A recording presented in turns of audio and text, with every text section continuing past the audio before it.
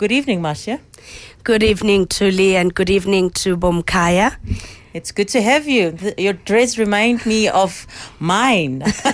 I used to have very long dreads, probably up to about 18 months ago. You mean my half head of dreads? Either way. Thank you very much.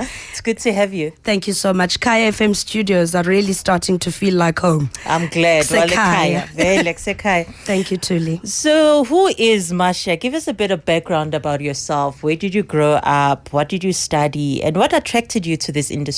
Okay. Born in Orlando East, Mlamlankunzi, to a nurse, one of three girls. I'm the firstborn. And, you know, when you've this journey, that coming for this interview has actually taken me back on a journey to say, gee whiz, one has come quite a long way. But at a very, very early age, I come from a family that is absolutely determined that we all need education to have a firm foundation.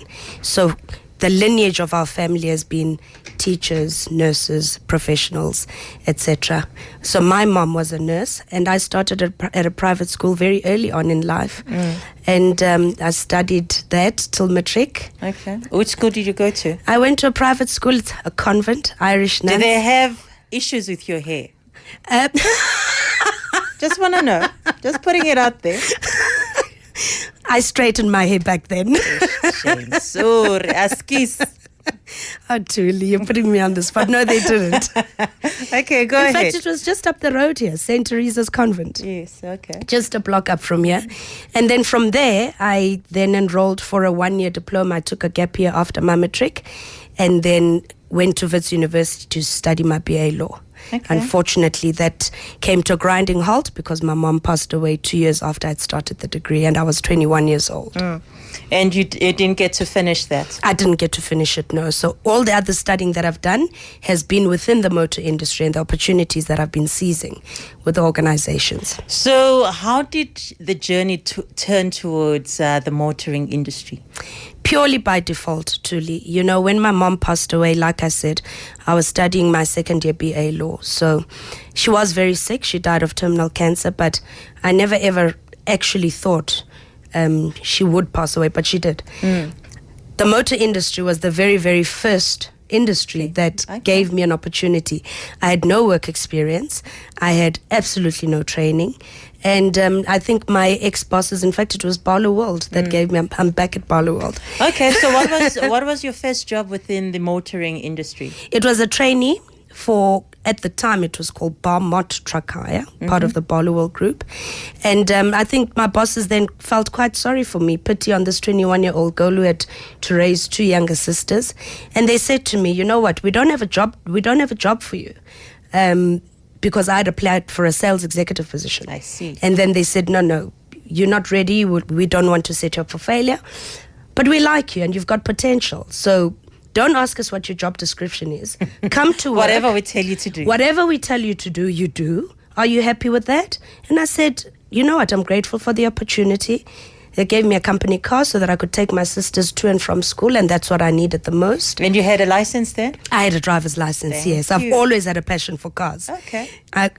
My learners, my mom didn't know I was getting it. Nobody taught me how to drive. I taught myself. Really? Absolutely. With your mom's car? No. She didn't have a car. Oh, I see. If I was sitting in a taxi and I used to observe what the taxi driver was doing with his feet and his hands. If I was in somebody else's car, I always just used to look. Then I just got behind the steering wheel one day. So you went to a driving school? I went to a driving school for the K53, but I was already driving. Interesting. Okay. So that was your first job as an intern there. And then the next progression? The next progression, this was now after 10 years. I spent a good 10 years. And in fact, I am the woman that I am because of that foundation. But before I moved on, I've got to share the story, seeing as though we are talking about me and my money. Yes. Thuli, gee whiz. You know when you're young and you come into money, I'm one of those examples. Didn't come from a background where we spoke about the importance of money or how to use money properly because we didn't really have much. Yes. Most of it went to education. So if you wanted money, you knew that your money is in the education. So when I started working, I had my sister's school fees, I had clothing accounts, I had all of those things. And then all of a sudden, I just couldn't keep up. I tried to overcompensate because my sisters had no mom. So I used to take them on trips to Durban. I used to buy them clothes and definitely totally lived above my means. Before I knew it, creditors were chasing me. I was instructing our switchboard operator to tell them I'm not there. I must have ducked and dived them to a point where it landed in my boss's office. And then she called me and said, Marcia, what's going on? And said, okay, I'm going to help you. She took away all my bank cards. She cut up my clothing accounts. She called and wrote letters to all the creditors, arranged to have my stuff repossessed. Oh my. Painful. When I got paid, Thuli, she gave me a stipend, but then she paid all my creditors. And then I used to get like a small annual bonus. Didn't even enjoy that but you know what? That was a rude awakening for me because I landed up on the credit bureau. And this happened whilst I was in my 20s.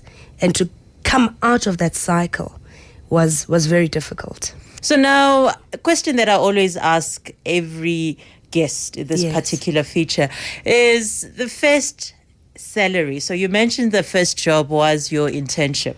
So the very first salary, what did you do with the money? My very, very first salary, I won't talk about the one that I got when I started working there because I used to do temp work. Okay. So my very first one was So the first job then? temporary assignment at contract at Anglo American as a typist in their typing pool. And then I got the salary because it was during the holidays.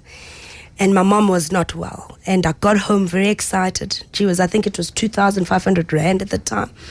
And I got home and I said, Mama, tomorrow morning, being Saturday, I'm going shopping. What do you need? What must I buy for the girls? Write me a list. And I went to Germiston, what's it called? Golden Walk. Shopped up a storm, Thuli, with big bags like this. I mean, wow. 2.5 went a long way. Clothes, food. Then I couldn't carry all this stuff. Okay. So walking out of the mall, the taxi rank was probably like 1 kilometer away. And Did you find someone to help you carry all of this? All I remember is I battled so much and I actually stood outside the mall at the car park and I prayed. And I said, dear God, one day all these goods will get into the boot of a car. Somebody then helped me carry them. I had to pay extra in the taxi because I was taking up one row of the seat. Yeah. But my first salary went to my mother and my sisters. And the joy that came with that, I'll never forget that moment. Wow, sounds amazing.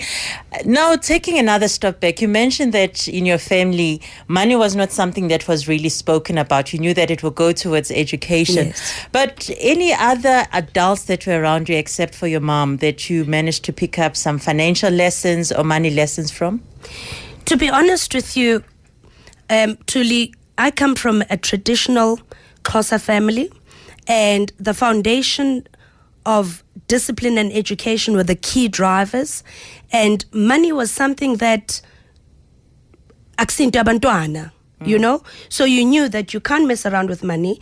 If you had pocket money, you were good, but you had to understand that if you don't get pocket money, it's par for the course. But just remember, it's all for your own good. You're getting an education. I must be honest, I maybe had iskotokoto, piggy bank, but I never ever, I'm a late bloomer when it comes to finances. Yes. I don't remember conversations about saving. I don't remember conversations about being careful because there wasn't that extra. So your boss was the first adult yes. to really take you by the collar. That's it. And say, hey, girl, you've got to wake up. That's it. And even to this day, whatever little nest egg that I've managed to gather, it's with her financial advisor. You know, I took an 18-month sabbatical and she phoned me and said, Marcia, how are you going to survive these 18 months? I hope you're not touching your nest egg. So I hung on to that, and I think I'll hang on to it for as long as I have her in my life. Her name is Sharon Coop, and she's the general manager of Avis Truck Rental. Okay, well done to her. And your siblings? Yes. What have you taught them about managing money and handling finances? Hey, I think they saw that, gee, was this one, because they saw me really in the peak of my 20s and then settling very nicely down in my early 30s and obviously just coming right mid-30s till now.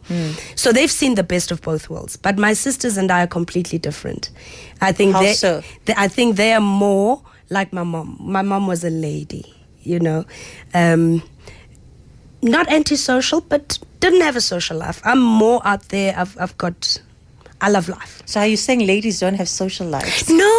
They just they just demure and Yeah. I mean, my baby sister is a chartered accountant.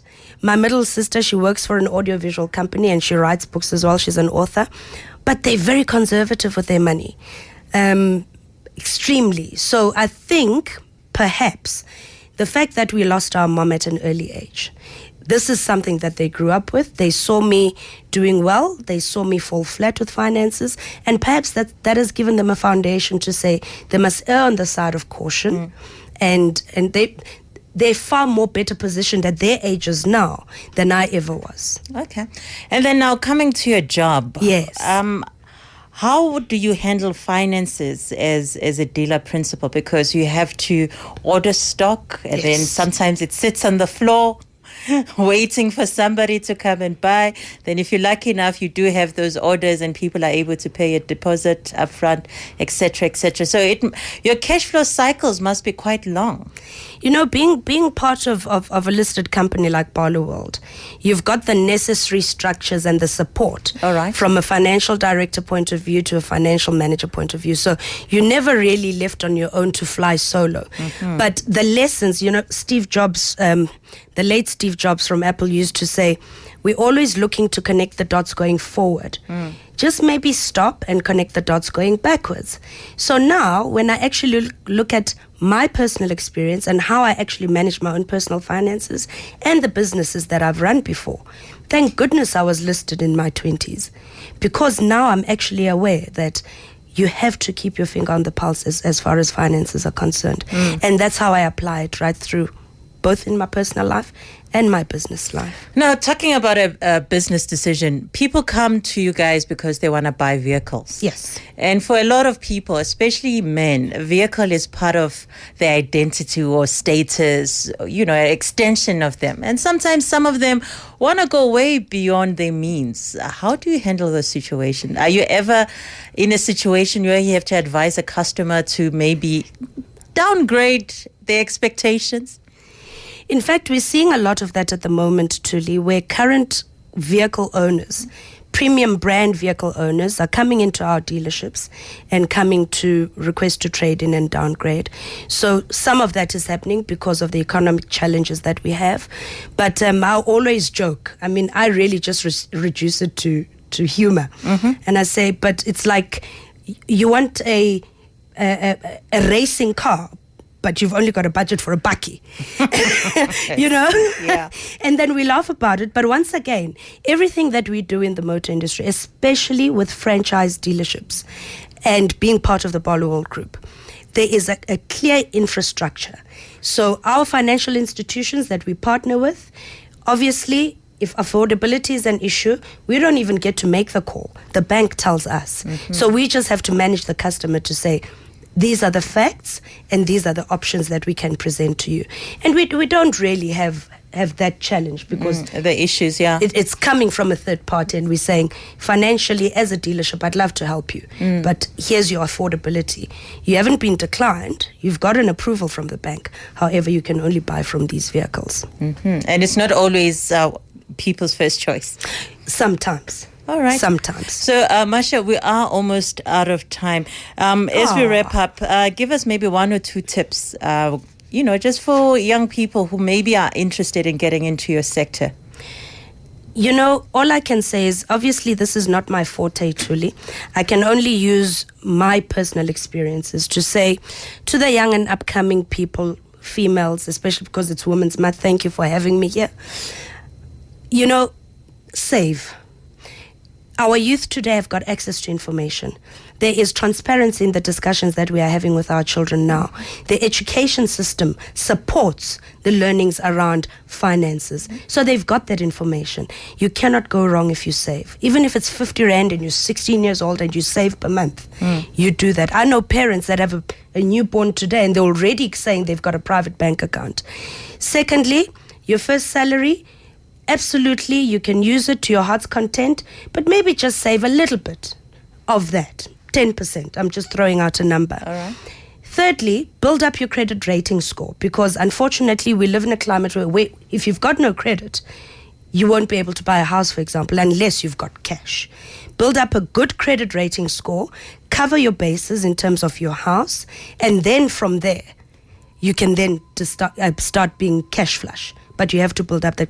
And obviously, property. I wish I'd bought a house much sooner than I did in my career. But these are all the learnings, and I certainly hope someone can take something from there.